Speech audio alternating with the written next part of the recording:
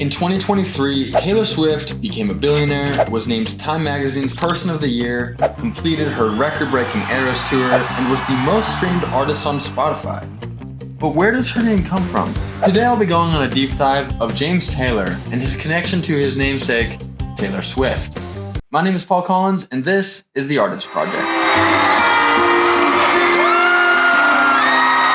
James Vernon Taylor was born in Boston, Massachusetts on March 12, 1948. He grew up in Chapel Hill, North Carolina, spending his summers in Martha's Vineyard. He took cello lessons and eventually picked up the guitar by age 12. James attended Milton Academy, a college prep boarding school in Massachusetts. The high-pressure environment was taxing on him at a young age, and by junior year, he was really struggling in his classes. So he ended up finishing his semester back in Chapel Hill with his family. He joined a band his brother Alex had started called the Corsairs before returning to Massachusetts his senior year at Milton Academy. While applying to colleges, James Taylor became extremely depressed. James was sleeping up to 20 hours a day and eventually checked himself into a psychiatric hospital called McLean. He was treated at the hospital and given a bit of stability and structure to his life. It was also 1965 and the Vietnam War was escalating. He was rejected from the selective service system when he appeared before them and was completely uncommunicative. After 9 months at McLean and having earned his high school diploma, he checked out and moved to New York City. New York didn't treat James much better. Playing with music with some people he'd met, sometimes not even getting paid, things were looking pretty rough. About this period of his life, he said, "I learned a lot about music and too much about drugs." Yep, James Taylor had become a full-blown heroin addict and said it was as easy to get high in Greenwich Village as get a drink. Finally, James called his dad, who immediately rescued him and brought him back to North Carolina. James spent 6 months getting treatment and recovering. At this point, you might be thinking, how is this guy going to turn it around? Up until now, it's not looking great. I promise you, it'll get better, just not yet. By 1967, Taylor had moved to London and was connected with the Beatles, who had just formed their label, Apple Records. He shared his demo tape, including Something in the Way She Moves, which inspired George Harrison to write the #1 single, Something. Paul McCartney said, "I just heard his voice and his guitar and I thought he was great." He recorded his first album in 1968 alongside the Beatles, who were recording the White Album. James Taylor was working with the biggest band in history, so things must be going great, right? Well, not exactly.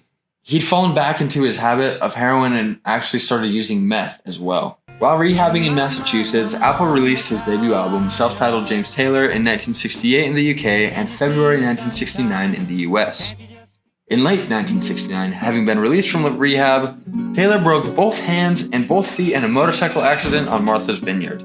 Okay, pause. When does the story turn around, and what does this have to do with Taylor Swift? I promise I'll get to Taylor later, but for now, let me just put a positive spin on James Taylor's life. Frankly, up to this point, his life had been pretty miserable. Peter Asher, his manager, said, James had been through so much by the time he was 20 that he had so much to express in his music. Other young artists of his age whom I worked with sang about how good or bad life was, but really had no idea what they were singing about.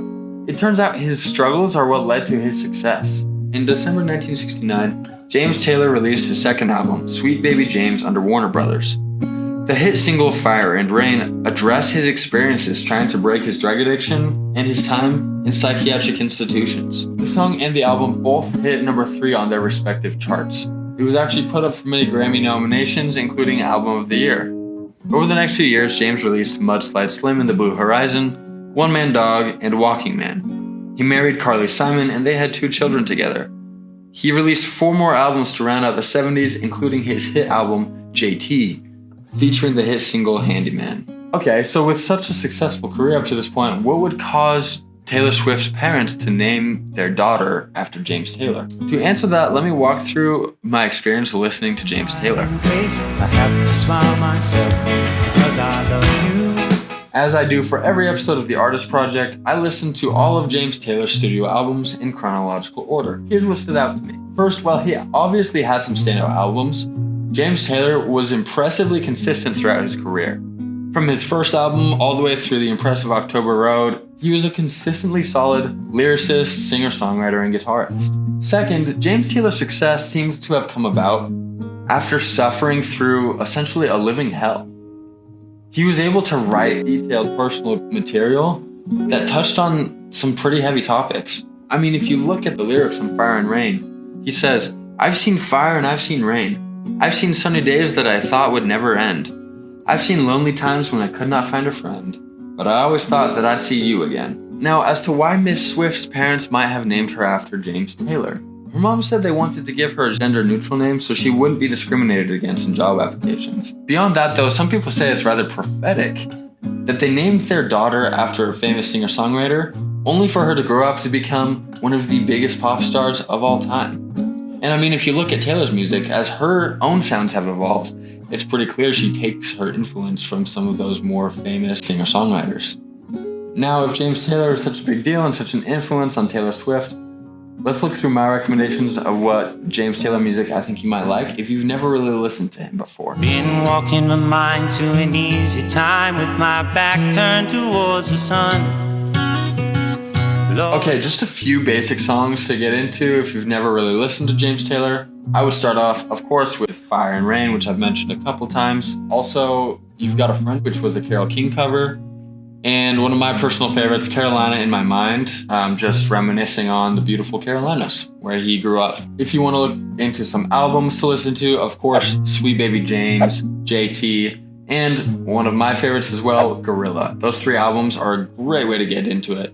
And of course, as always, you can just listen to the greatest hits if you want an overview of his most popular songs. Now, I want to finish off with a little bit of my own speculation. Obviously, I'm no expert. I'm not like a verified source or anything. Everything I've really shared in this video is my opinion based on things I've learned and tried to understand. But I'd like to speculate a little bit that maybe there's something a little deeper to Taylor Swift being named after James Taylor. For a lot of people who aren't really Taylor Swift fans, I would say honestly, myself included, I don't know her discography super well. It seems like she really focuses more as a pop star, but I don't think you can have such a crazy fan base for just playing lighthearted pop music. It seems like a lot of these Swifties really love her for the deep emotion that she can convey in her music.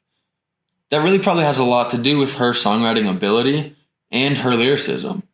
So to be named after one of the most famous singer-songwriters of all time probably makes sense, and it seems like she has really embodied that as the namesake of James Taylor. That's just my thoughts, but thanks for watching. Please like and subscribe. And if you're a James Taylor or a Taylor Swift fan, please comment below some of your favorite of their lyrics. And whichever comment is the most upvoted, I'll make sure to pin at the top of the comment section. I'll see you next time when I'll be discussing the Police and their influence in the new wave scene. Like always, my name is Paul Collins, and this is The Artist Project. Hey,